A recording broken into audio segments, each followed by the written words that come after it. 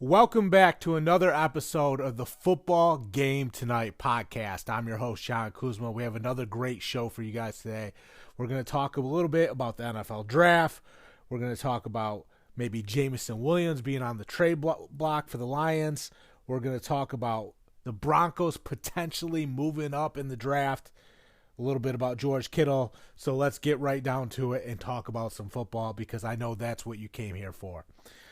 Starting first on our ticker, we have the Jalen Milroe story. So Jalen Milroe is a quarterback that's getting talked about a lot heading into this upcoming NFL draft. And there's a lot of people that have different opinions on Jalen Milroe. Now, to me, when I take a look at Jalen Milroe, I see a guy that might be a little bit raw, but has some unique talents that can't be taught. And let's not forget, when we take a look at these quarterbacks coming out of the draft, they all need a little bit of polish. You know, Tom Brady, one of the greatest quarterbacks of all time, was taken, in the 6th round? And coming out of Michigan was split in time at Michigan. So it just goes to show that some of these quarterbacks, like I said, need a few layers of polish. They need to be cleaned up a little bit. So I think people have to be cautious when they just try to write off Jalen Milroe. Let's not forget, people said that Lamar Jackson couldn't play quarterback in the National Football League. They said that, Lamar Jackson should be a wide receiver. He didn't have the arm talent to succeed at the next level. Fast forward to now, Lamar Jackson is a 2-time MVP, and last year he was the best player in the National Football League. I don't care if Josh Allen won the MVP. Lamar Jackson was the best player in the league last year.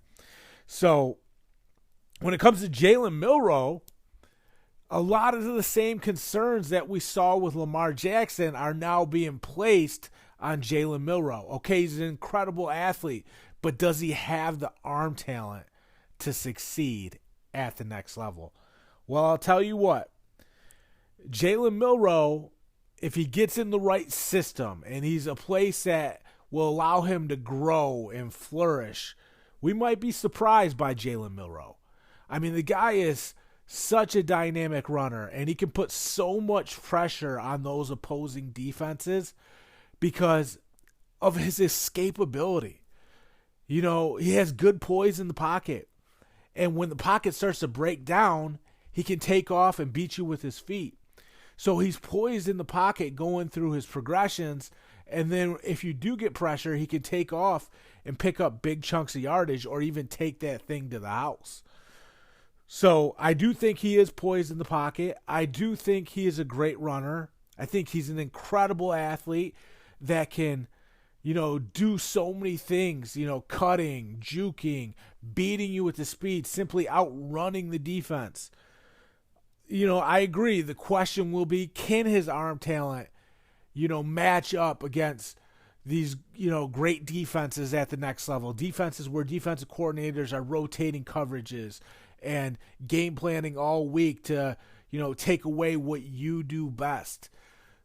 There's no doubt that's what's going to be the determining factor for Jalen Milroe, whether he can make those big league throws at the next level. But like I said, if he has all these other things that he does well and he just has to refine the throwing a little bit, then success is within reach for Jalen Milroe. Like I said, not a lot of these guys are perfect prospects coming out of college. A lot of them have to grow. A lot of them have to get better. And it takes time. It takes time. It takes reps. It takes practice. It takes being mentored by a great coach or being in a great offensive system. Those things help you become the player you're meant to be in the end. So with Jalen Milroe, I think just off the tools that he has, I could see him being successful at the next level. I'm just telling you, the guy is a gamer, a guy that can make some magic happen, especially when there's not much there. And you look around the league, you look around the landscape of the National Football League. There's teams that just have no offensive identity. They have no structure on the offensive side of the ball. You know, we talk about offensive coordinators. Some teams have no coordination on the offensive side of the ball. Their execution is just flat out bad. I know you guys won't push back on me on that because it's the truth. So for a team like that might not be executing well, that are struggling to iron out the wrinkles on the offensive side of the ball, a guy like Jalen Milroe can be very appealing to a team like that because he can come in and provide a spark for a team. Jalen Milroe can come in and provide some instant offense. I mean, you look at some of the quarterbacks we've seen get playing time throughout the years when injuries start to pile up and you're on your second and third string quarterbacks. We've seen some guys get on the field that it almost feels like they're just pulling out of the front row of the stands. Like, hey, we need somebody. You can throw the ball, get in there. Let's see what you can do. I mean, Jalen Milroe is better than all those guys. I promise you that. He's better than all those guys. When you get down the depth chart and you see some of these quarterbacks get in the games because of injuries or whatever, Jalen Milroe is better than those guys. I promise you that. And went to Alabama. Got coached up by Nick Saban. You know he's going to address the game the right way. You know he's been prepped and ready to go by the great Saban. Those things are another reason I could see Jalen Milroe having success in the NFL. So I'm not one of these guys that's going to stand on a soapbox and be like, he can't do it. He can't play. He needs to move to wide receiver. He needs to do this or do that. I'm not buying it, man. I think the guy can play. I think he's a good player. Now you look at where's he going to go in the National Football League. You know, if a team like the Browns and Giants at 2 and 3 go Abdul Carter, Travis Hunter, or Travis Hunter, Abdul Carter, then you go to that second round and you look at the 33-34 pick, 33 Browns, 34 Giants. Why wouldn't they take Jalen Milroe at the 33-34 pick, or maybe the Raiders in the second round, or maybe the Saints in the second round? The top of that second round, you're telling me you wouldn't want Jalen Milroe? I mean, look at the value you're getting in that area. You're getting a potentially really good quarterback at the top of the second round. And don't get me wrong, you're taking a little bit of risk there because maybe you want to get a player that you're absolutely certain about that can help your team. But good quarterbacks are hard to find in the National Football League. We all know the quarterback position is the most important position in the NFL. And if you have the chance to get a really good quarterback at the top of the second round, you might want to take a swing at it. Why not? Especially for a team like the Browns if, you know, Deshaun Watson is on his way out. Especially for a team like the Giants who, have Russell Wilson and Jameis Winston, but are very shortly in the future going to be turning the page on those quarterbacks. Bringing in a young Jalen Milroe to sit and learn from, Russell Wilson or Jameis Winston. I'll tell you what, I feel a lot better about handing the reins to Jalen Milroe than I do about giving Daniel Jones the reins. You know, it's one thing if Daniel Jones is the quarterback for the Giants, but to hand him this massive contract and then to have that contract blow up in your face and to ship him out where he got cut, I believe, and went to the Vikings. I think he's on the Colts now. To me, it's like, okay, you went all in on Daniel Jones. You didn't just hand him the reins. You also paid him this mega contract, which hurt your team's chances in the future for years to come because you made a really bad decision. And when I say you, I mean the Giants. I feel a lot better about taking Jalen Milroe in the second round and taking a swing on him and maybe missing out on a different prospect that could be really good than I do paying Daniel Jones a king's ransom of money. And if I had to pick right now, I might honestly take Jalen Milroe over Daniel Jones straight up without the contract. If you said there's no mega contract involved, who are you going to take right now, Jalen Milroe or Daniel Jones? I might take Jalen Milroe right now because of the Nick Saban pedigree, because of being at Alabama, being around all that talent, learning how to prepare yourself. You want a guy from Alabama or do you want a guy from Duke? I'll tell you what, I want the guy from Alabama. And with all the physical tools that they have, and don't get me wrong, Jalen Milroe and Daniel Jones' playing style, not that much different. Daniel Jones, a really good athlete that runs the ball and takes off and makes big plays with his feet. Jalen Milroe, same as that guy. Where's the question marks for both players? Can their arms stack up in the NFL? But I'll tell you what, I think Jalen Milroe might have a little bit more intangibles than Daniel Jones. I think Jalen Milroe might have a little bit more dog in him. I think he might have a little bit more of that killer instinct that you need to be great in the NFL. You got to be willing to just get the job done. And I think Jalen Milroe has a little bit more of that get the job done than Daniel Jones has. I think when push comes to shove and you need your quarterback to throw a punch back because they just got punched in the mouth, I think Jalen Milroe is going to throw a punch back before Daniel Jones does. And that's why I would probably go with Jalen Milroe over Daniel Jones right now without the mega contract attached to it. With the mega contract, there's no doubt. I would never pay Daniel Jones that money. I thought it was the most ridiculous thing that the Giants could have done. Just an all-around bad decision by the Giants. Who knows what the hell they were doing when they made that decision. And look, it blew up in their face, which we all knew it would. You know, if you give the guy the reins, it's going to blow up in your face. You paid him to? That's why I'm saying 34 overall Giants. Jalen Milroe might be a really good pick. And hey, if you got Travis Hunter too in the first round, and then you got Jalen Milroe in the second round, to me, that feels like a pretty good draft for the Giants. Even if the Giants got Abdul Carter in the first round and got Jalen Milroe in the second round, you walk away from that draft feeling like, hey, we did the best thing we possibly could do to put our team in a position to win. So that's how I feel about the Jalen Milroe story. Like I said, people have a whole bunch of different opinions on this guy, just like they did with Lamar. But I'm not one that is going to sit here and bet against Jalen Milroe. Maybe it doesn't work and maybe I'm wrong, but I'm not writing him off yet. And like I said, at the top of that second round, you might be getting really good value if you take this guy. Moving on. The next topic we have. Should the 49ers pay Brock Purdy?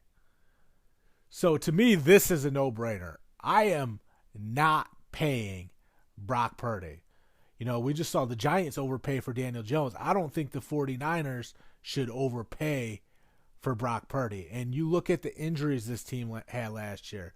You look at Brandon Ayuk holding out for a new deal and then getting injured right away. You look at Ricky Pearsall, you know, getting shot because someone tried to mug him for his watch.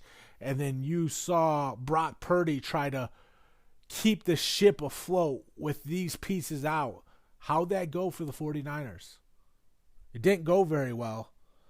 You know, Brock Purdy has overachieved up to this point, but it's only capable of going so far. And I think we've reached the point where Brock Purdy is just about tapped out. You know, 49ers fans might say, you're wrong, this guy can play. I don't care. I'm not sold on Brock Purdy. I think Brock Purdy has been propped up by Kyle Shanahan. I think he's been propped up by having weapons all around him, and I think he's been propped up by being in a really good offensive system. I don't know if he can get the job done with Deebo Samuel gone, with George Kittle potentially leaving soon, which we're going to talk about later on. Is Brock Purdy just going to keep this thing going when pieces start to disappear? And if you pay this guy, how many other pieces are going to disappear? Well, he's already showed us that with Brandon Ayuk and Ricky Pearsall out, he couldn't get the job done. And that's no surprise. Like, people want to talk about, well, he got to the Super Bowl, might have came up short. Well, guess what? I think the team as a whole got the 49ers to the Super Bowl. I think the thing that prevented them from getting over the top was Brock Purdy. And you might say, well, Brock Purdy played good, this, that, whatever. He's played good. He got this opportunity and he ran with it. He's propped up, man. He's propped up 3 different ways and probably more than that. The guy has so much help around him. Put Trevor Lawrence in that system. Like, people say Trevor Lawrence is a bad player. Guess what? Sometimes a team's problems are bigger than the quarterback position. Yeah, that's right. The Jaguars' problems are bigger than the quarterback position. Put Trevor Lawrence on the 49ers with all those weapons. And not this year because Deebo Samuel is gone. You'd have to put him on last year's team. Everybody healthy, so get rid of the Brandon Ayuk injury, get rid of Ricky Pearsall getting shot. Trevor Lawrence would ball out like you've never seen before. Like you've never seen before. It would be astonishing how good Trevor Lawrence would be. And you guys sit here and say Trevor Lawrence is not a good player, he's a bust. He's on the Jaguars, man. The Jaguars stink. They lack talent everywhere. They have dysfunction. They've been a bottom-of-the-barrel team for how long now, even before he was there. Brock Purdy is on the exact opposite team. He's in the exact opposite situation. Everything is good. You go down the board, good coach, good offensive system, good players around him, loaded with talent. A team that he didn't have to dig out of the gutter. Jimmy Garoppolo dug that team out of the gutter. For all the hate and all the pushback that Jimmy Garoppolo gets, the 49ers were struggling to figure it out. Jimmy Garoppolo gets there, and he provides some stability to the 49ers, whether you want to hear it or not. I keep hearing about how Brock Purdy's so much better than Jimmy Garoppolo, but you got to take this into account. If the 49ers were struggling and they couldn't figure it out, could Brock Purdy go to that team and dig them out of the gutter? I'm not so certain. Maybe he is better than Jimmy Garoppolo, but you got to give Jimmy Garoppolo some credit because he dug that team out of the gutter. That's a fact. You can't tell me I'm wrong on that. That's a fact. He dug that team out of the gutter. Maybe Brock Purdy's more talented. Maybe throws a better ball. Maybe he does this or that. Jimmy Garoppolo went to a Super Bowl too. And he dug that team out of the gutter when they couldn't get it figured out. Put Brock Purdy in that same situation when the 49ers are struggling to get wins and be a winning program and become the 49ers that we've known over the last 5 years. Does Brock Purdy dig that team out of that hole and turn them into a winning program? I don't know. I have my doubts. It's easy to take over a team that's already a winning program. It's easy. Like, Patrick Mahomes, great player, deliver the goods, deserves all the praise in the world. Nobody can tell me otherwise. But Alex Smith built that team up into a contender, and Patrick Mahomes took it from there. Jimmy Garoppolo built the 49ers up into a contender, and Brock Purdy took it from there. That's the truth. So with Brock Purdy, I'm telling you right now, I'm not paying Brock Purdy. I'm not getting myself into a situation that the Cowboys just got themselves into with Dak Prescott. You look at the Cowboys situation now, they are screwed salary cap-wise because they went all in on Dak Prescott. They paid him all that money, and what happened? Now pieces are leaving. Amari Cooper leaves. Michael Gallup leaves. You start losing a little piece here, a little piece there, and what happens? The team starts to lose their edge a little bit. And what just happened with the 49ers? Deebo Samuel is not there anymore. He's on the Commanders. That's one piece. What's going to happen with George Kittle? That's the next conversation we have to have. Later on in this podcast, we will have it. So, if you pay this guy What other pieces are you going to lose? You're going to risk losing this great team overall for this quarterback who was taken, in the 7th round? Wasn't he Mr. Irrelevant? He's not that talented. He played good, and he overachieved up until this point, but it's run its course. Don't make the mistake that the Giants made. Don't make the mistake that the Cowboys made. Look, John Lynch, who's done a good job with this team, there's no debating that, made a big mistake on Trey Lance. If you make another big mistake with Brock Purdy, you're getting closer to the flames. That seat is heating up for you and Kyle Shanahan. Now, I don't think it should be. I think it's easy to overlook the contributions of a John Lynch and a Kyle Shanahan. Like, to say they're on the hot seat, who can do it better than them? Who can do it better than them? You think the people on X or Twitter in the comment section can do it better than those guys? Get out of here. It's not true. How many more years could the 49ers go in irrelevance if they fired John Lynch and Kyle Shanahan? It could be 10 years of irrelevance before you find the right guy. Easily. I mean, I'm looking at the years when the 49ers couldn't figure it out. Like, there were some years there. Mike Singletary.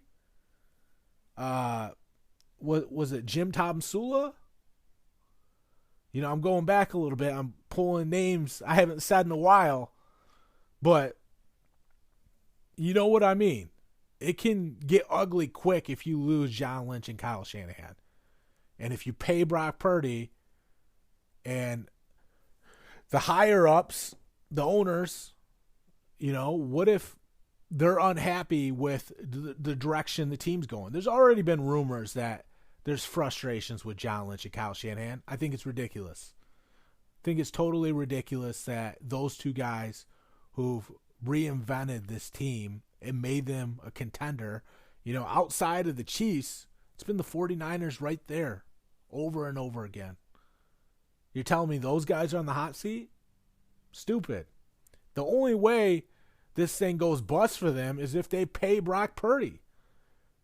Don't overvalue this guy. Don't fall in love with this guy. Don't make him the crown jewel of your franchise. He had a good run. He's a good player. You're going to roll out a Brinks truck for this guy and handicap your future over a guy that is, when he's on, he's a B-plus talent. When he's off, he's a C-plus talent. So that's his range. A B-plus to a C talent. He's even worse than that. He's a B-plus to a C-minus range. When he's on, he's a B-. When he's on, he's a B-plus. When he's off, he's a C-minus. That's his real range. But at his very best, he's a B-plus. You don't pay Brinks Trucks money for a B-plus. Look what's going on with Kirk Cousins. Kyle Shanahan has always had his eye on Kirk Cousins. Kirk Cousins doesn't want to be traded till after the draft so he doesn't wind up in another situation where a team drafts a young quarterback like Michael Penix and he gets sent to the bench. He doesn't want to be in that situation again. You're telling me you would rather have Brock Purdy in this situation than Kirk Cousins? Not me. Not me. And guess what? You're going to get a discount on on Kirk Cousins too. Why? Because he's being cast off by the Falcons. People are saying we don't know if he can play anymore. He's getting cast off by the Falcons. His value has taken a hit. He's expendable. Why pay Brock Purdy when you can get Kirk Cousins for a bargain? And guess what? Kirk Cousins has more arm talent than Brock Purdy does. He does. He can throw a better ball. He can throw the ball all over the place. He'd be in a great system that could protect him. Great creativity, which would bring out his best. Kyle Shanahan looking over him. Checks every single box. And you're saving a bunch of money. So much money that guess what? You can get another piece on defense. You can get another weapon here. You can keep building up your roster because you didn't cut your arm off to pay for Brock Purdy, which is the stupidest thing the 49ers could do. I say they hold out. I say they wait. And I think Kyle Shanahan finally gets the guy he's always had his eye on, Kirk Cousins, because the Falcons are moving on. They're going with Michael Penix. You can get a great deal for Kirk Cousins. What are they going to give him up for? Third round pick at the best? You might be able to get him for a fourth or fifth round pick. With how deals have been going on, we've seen good players go for fifth round picks. It's ridiculous. It happens in the National Football League. I've always thought players were undervalued in the National Football League.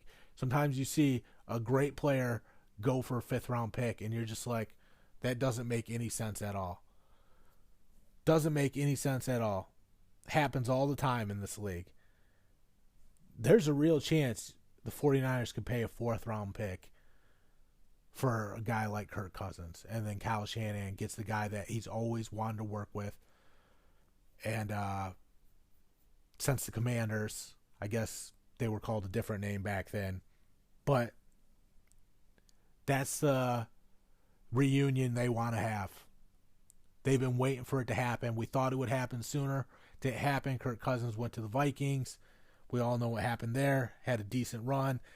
Didn't really amount to anything in the playoffs, but football's a team sport. It takes a team to make a deep run in the playoffs. Guess what? The 49ers have that team. They have that team. You hope that Ricky Pearsall can step up and kind of limit the loss of Deebo Samuel to the Commanders. You hope that Brandon Ayuk bounces back and becomes the player we know he's capable of being. You hope that George Kittle still has gas left in the tank and can still be a big-time player, because we all know how huge he can be for this 49ers offense when he's on his game. Then you have Kirk Cousins dishing the rock to all these guys. To me, that gets you from arm talent-wise, a B plus to at least an A minus. At least you're in A territory now. You know, a B plus to an A minus doesn't seem that much, but you're in A territory now.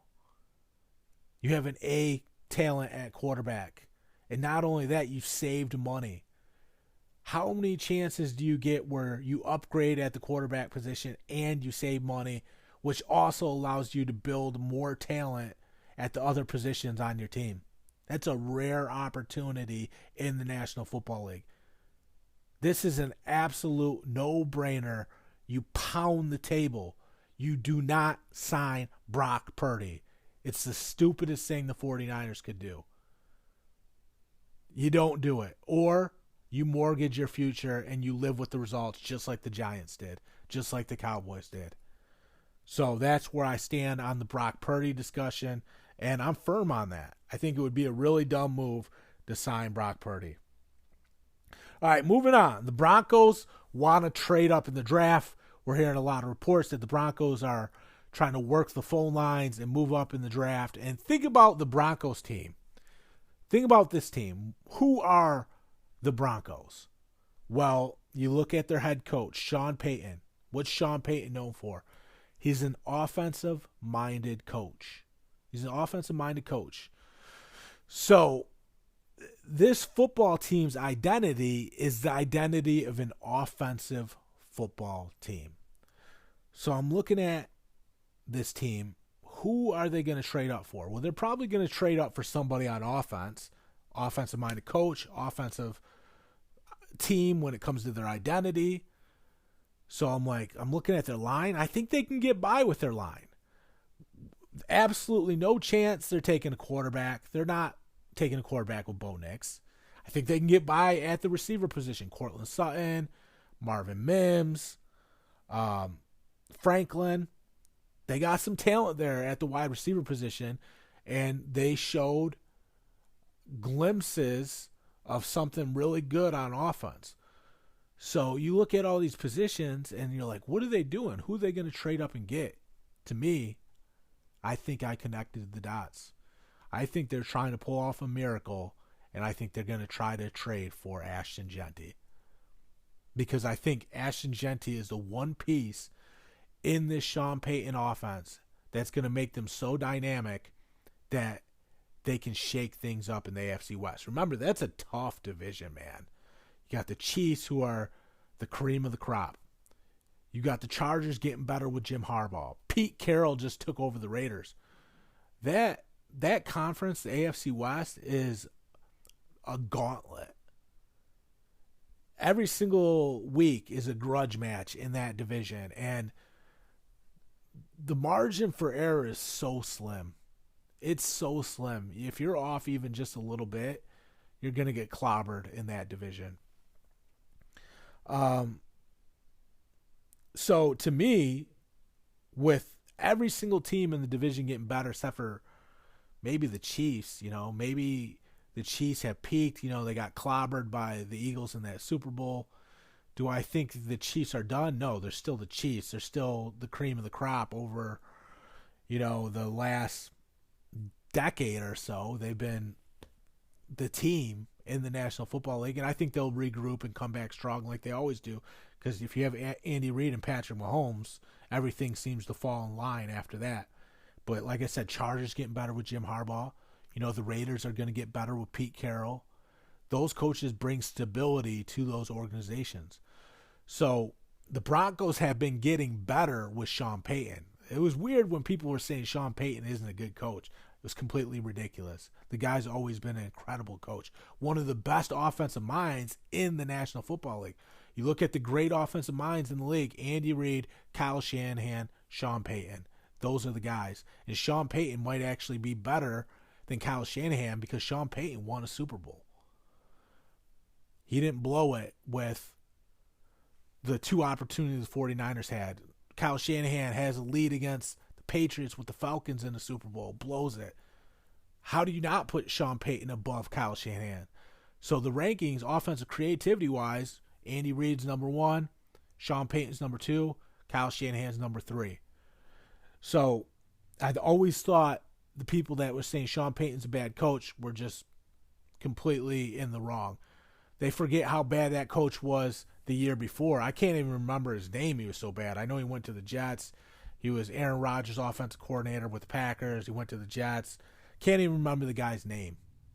That's how bad the Broncos were. And the Broncos got better in that first year with Sean Payton, but they still didn't have the record that they wanted. And people were like, this guy is terrible. He's not a good coach. And then what does he do this past year? Suddenly the Broncos are within reach of having success. Suddenly success is within reach, I should say. And it's because Sean Payton is so good at getting his players to execute. It's because Sean Payton is so good at motivating his players. He does both those things so well. Obviously, he hangs his hat on execution. He uses his creativity to put his team in a position to succeed. And he does a great job in practice at making sure his team can execute, because they practice all the things that go into their plays in practice. So when you practice these things every day in practice, when you get into the game, it just becomes routine because you did it so much in practice. That's the difference between a bad coach and a great coach. A great coach knows how to practice the things that you're going to do in a game. A bad coach is kind of all over the place, scattered. It's not very concentrated. A great coach can concentrate everything, and the focus of it all allows for better execution. That's what Sean Payton does. He uses his creativity, and then in practice he gets his guys to execute very well, and he also does a good job at motivating his players, which is the most important thing a coach has to do. So the Broncos are clearly getting better, but what's the one piece that can cause them to jump up the rankings in the AFC West?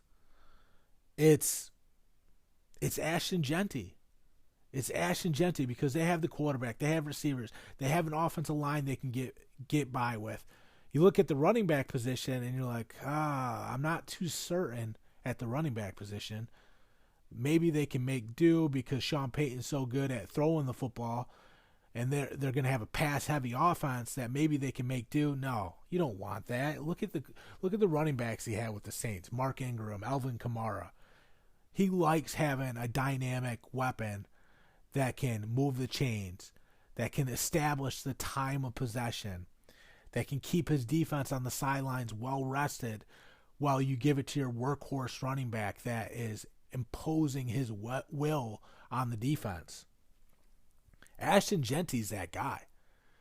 He's the game changer. He's the can't miss prospect that would inject something completely different into this Sean Payton offense for the Broncos, because Sean Payton can take care of the passing game.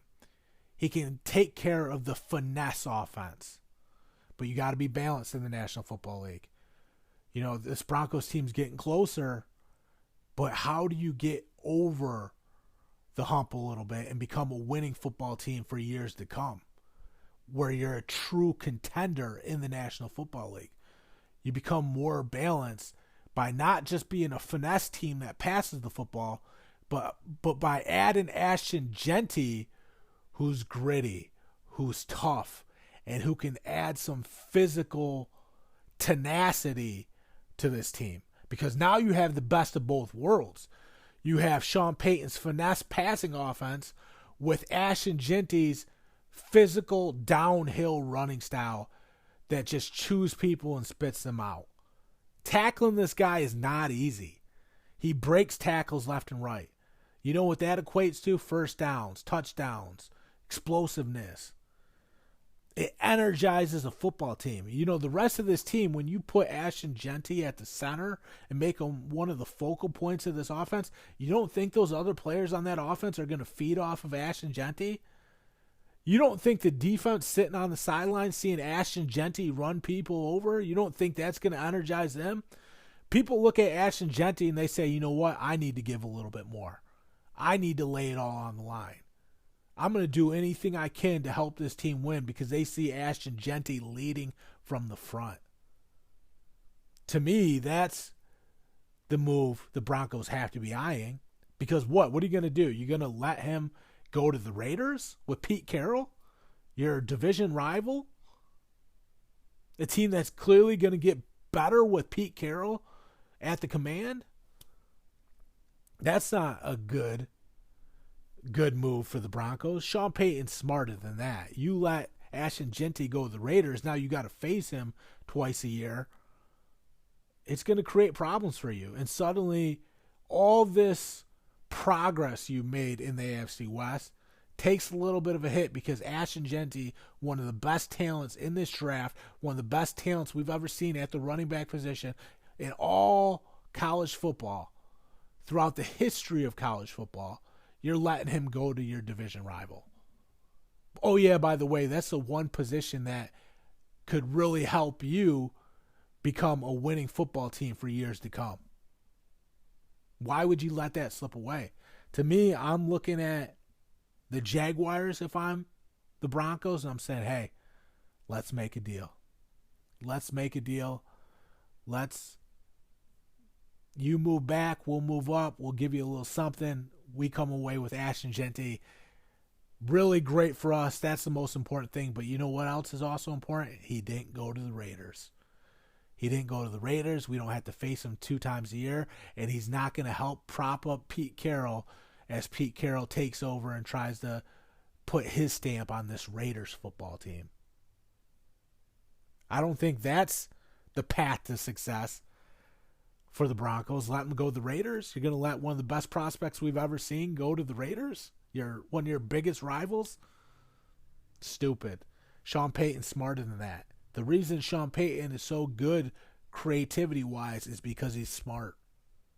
He can look at things. He can interpret things. He can make adjustments, and he knows how to evolve. You don't have that kind of creativity without being somebody that's very, very smart. He's smart enough to realize that you can't let Ashton Genty slip away to the Raiders. So if I'm the Broncos and I'm thinking about moving up, you already know who's got a star next to their name. It's Ashton Genty. Moving on. We're also going to talk about Jameson Williams. There's rumors swirling around that Jameson Williams could be on the trade block for the Lions. And you know what the Lions are thinking with this. You know, Jameson Williams gets suspended for gambling. There was an investigation with the Detroit police because he had a gun in his car. If anything, the Lions are thinking about moving on from Jameson Williams because of the off-the-field distractions. He seems to get himself in trouble a little bit. And it's happened twice to him in his career that we know about. Maybe there's more happening. Maybe he's a little bit of a knucklehead. I don't know. Seems like a good kid that just kind of gets himself into a little bit of trouble at times. But here's the thing. I think the Lions would be stupid to trade Jameson Williams because there's only so many players that can provide the explosive impact that Jameson Williams provides. There's only so many guys that can take the top off the defense. There's only so many guys that have this track star speed that can just outrun the secondary. The Lions have one of those guys in Jameson Williams. Are you going to let one of your crucial pieces that has led to this high-scoring offense, one of the best offenses in the NFL, you're going to let that guy go? That's one of the pieces that you suffer through the BS for. It's a no-brainer. Now, eventually, they're going to have to pay him. Maybe they're gritting their teeth a little bit about that. Hey, it is what it is. You have one of the best offenses in the NFL, high-scoring. Been to the playoffs. We're very close to going to a Super Bowl 2 years ago. Should have probably beat the 49ers in that NFC Championship. Didn't have the success that they wanted against the Commanders in the playoffs this year, but Aiden Hutchinson was banged up. They had a bunch of other injuries on defense. It was bad. You're telling me you're going to get rid of Jameson Williams and risk going from this offense that always scores 30 points, 40 points a game to a team that scores 21 points a game? You're telling me that's the answer? We already know how that's going to end up. There's going to be more L's in the loss column. You keep Jameson Williams. You try to mentor the kid. You try to make sure he understands. And you hope that throughout all these struggles he had with the gambling, with the gun, he's learned something. Maybe there's some maturity that comes away from all this. Because, look, we've all made mistakes. We've all had points in time when we were young where we had to grow up. You hope that's the case with Jameson Williams. He realizes, hey, man, I'm not going to do anything to jeopardize my career. Because that's the most important thing. You hope that's the case. So, it's a no-brainer. The Lions have to keep Jameson Williams. They have to suffer through the nonsense, and hopefully those were just two situations and we don't hear anything else from him. But there's no other option. As a team, who are you going to replace him with? Don't get me wrong. Tim Patrick came in and did a really good job for the Lions and made some plays in that offense and showed he could be a piece in that offense. But you just can't find Jameson Williams' skill set. You can't find that skill set. You know, even if you find a guy that's blazing fast, it doesn't always mean it translates into success on the football field. Jameson Williams' speed does translate to success on the football field because he's more than just a track star. He's also a football player. You can find a lot of track stars. Look at John Ross, one of the fastest 40 times we've ever seen at the Combine. Did his blazing speed translate into him being a football player? It didn't add up. Jameson Williams checks both boxes. He's a track star and he's a football player. It sounds like, oh, every year there's a guy like that in the draft. You might think there is, but they're harder to find than you think. Don't get me wrong. Xavier Worthy stepped up after blazing the Combine with his 40 speed and balled out for the Chiefs. He's also in a really good system with the best offensive-minded coach in the league in Andy Reid.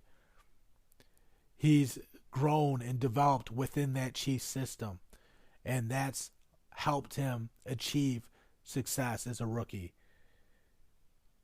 The Lions, they've turned the corner with Dan Campbell and Brad Holmes, and they're a winning football team and a true contender.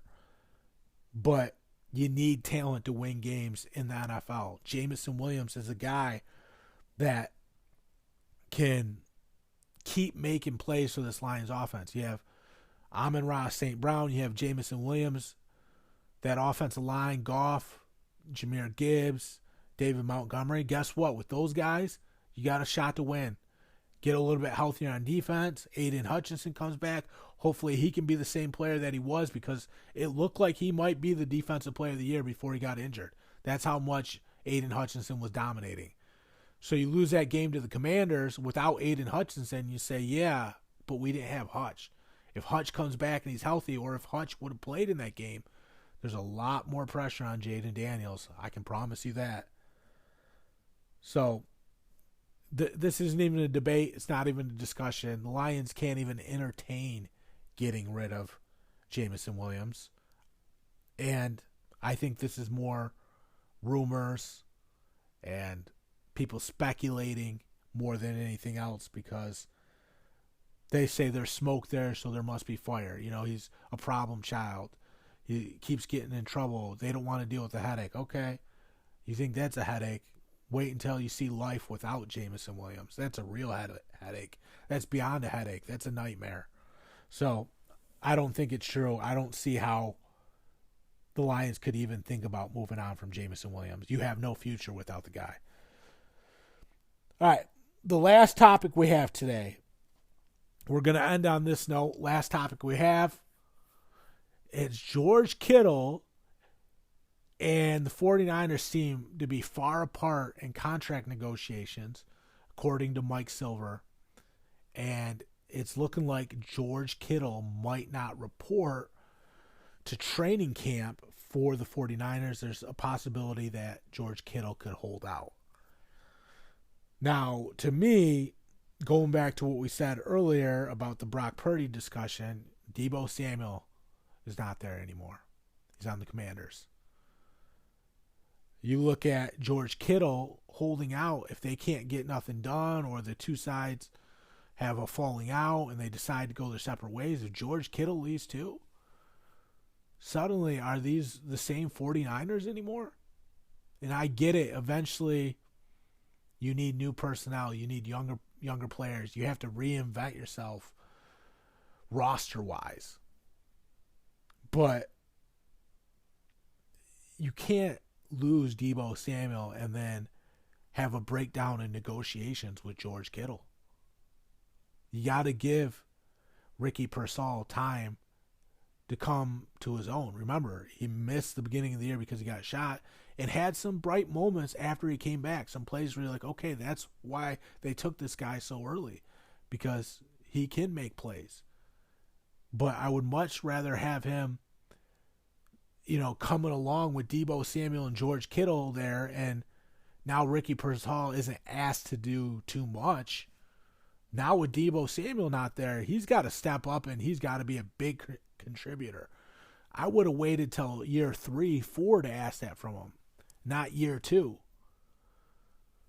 And people are saying, well, he was taken so early, you got to throw him into the fire. He's got to deliver the goods for this team. Yeah, he does.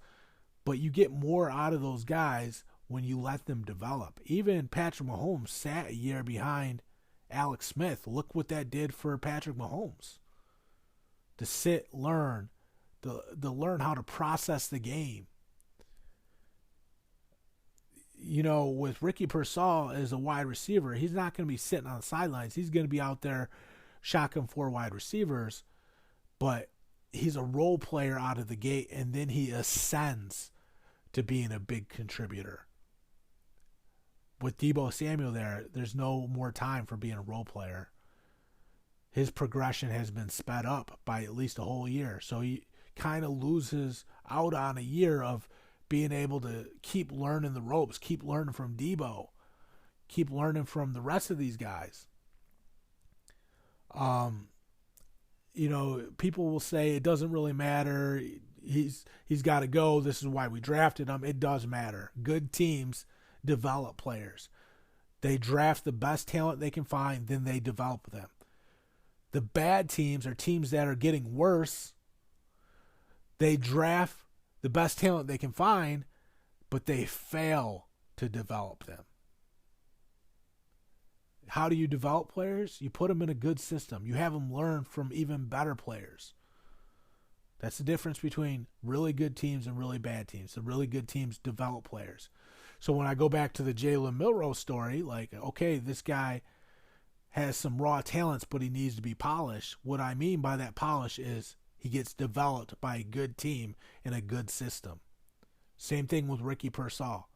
He needs to be developed by a good team and a good system. Without Deebo Samuel, how does that make the 49ers better? And the thing with Deebo Samuel leaving is they should have traded him right after he had that great year playing wide back. Remember when he was taking a bunch of carries at running back, and they were calling him a wide back? That was the time. The name of the game is sell high. You buy low, you sell high. They waited too long. They could have got a lot more value from him. And you say, well, how does that hurt, or how does that help Ricky Pearsall later on down the line? Look, man, the point is you would have got more draft capital for Deebo Samuel when he was riding this all-time high, was the most electric player in the National Football League. You would have got a bunch of draft picks for him. So now it's not just Ricky Pearsall coming in. It's a bunch of other talented guys with Ricky Pearsall, and those guys can all lean on each other and learn the ropes as they go together. Sometimes that works in the National Football League too, when you have a bunch of high draft picks coming in together because you traded high on a player, you bring them all in together, and they all learn the ropes together. That's how culture is developed. But back to George Kittle, which is the topic. You know, George Kittle holding out, could be a breakdown in negotiations. Hopefully they get a deal done. George Kittle starting to slow down a little bit, whether you want to admit it or not. Starting to slow down. He's actually voiced his frustration at times in this offense. Felt like he wasn't getting the targets he deserved. Felt like not enough balls were coming his way. Was frustrated because he felt like he could contribute more to this 49ers team. So you can understand why he's frustrated with all the success the guy's had, with the impact he's made for that organization. To feel like he was an afterthought in that offense had to be a little bit frustrating for George Kittle. And you look at when the 49ers were at their best, you know, George Kittle was always having success. So it's not hard to see that when George Kittle is at his best, it correlates to the 49ers being at their best. So him being an afterthought in the offense obviously doesn't work for that team. So we'll see. We'll see what the 49ers do with this George Kittle situation. You have a guy that probably wants maybe a little bit more money than the team feels like he's worth. But at the same time, you lose the guy and you really find out his real value because you need players that can play, or you can't execute as a football team without players that can get the job done. But that's where the limbo comes in. George wants more based off his impact for the team. Really, it's his agent saying, hey, you're worth this. This is what we need to get, driving the price up. The team says, hey, you're getting older. You've taken a lot of hits. You're starting to slow down a little bit. We want to pay you a little bit less. And that's where the disagreement happens. Team trying to drive the price down. Agent trying to drive the price up.